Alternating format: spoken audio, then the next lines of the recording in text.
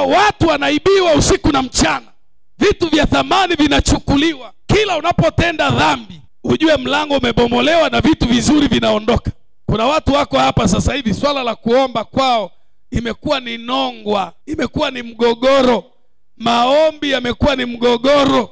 Sababu ya wewe kushindwa kuomba ni lile tukio la wewe kuibiwa. Kila unapoibiwa mahusiano mazuri na Mungu, unanyakuliwa uwezo wako wa kuomba. Sasa kama umeibiwa ufanye nini? Kumbuka kila unapoibiwa kuna hatua umerudishwa nyuma.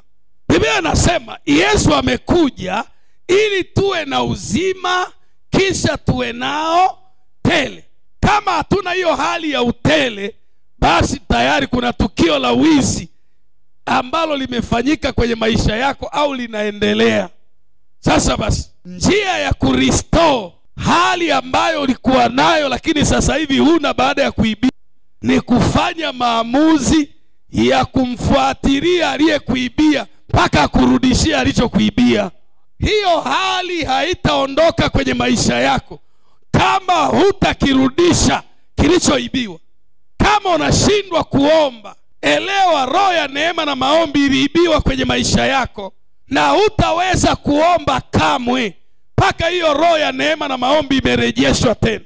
Kama ulikuwa unaweza kufunga na unashindwa, umeibiwa, na hiyo hali inatakiwa irudi ndio uweze kufanya kile kitu ambacho ulikuwa unashindwa.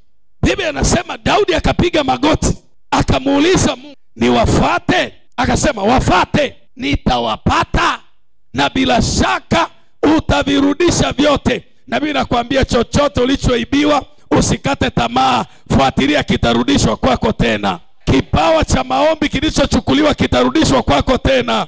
Ule ujasiri wa kuwaeleza wengine uzuri wa Yesu uliochukuliwa, ufuatilia, utarudishwa kwako tena. Nasema ile fahari ya wokovu na kujivunia wokovu na kujiona wewe ni heri kwa sababu na Yesu, fuatilia, itarudishwa kwako tena.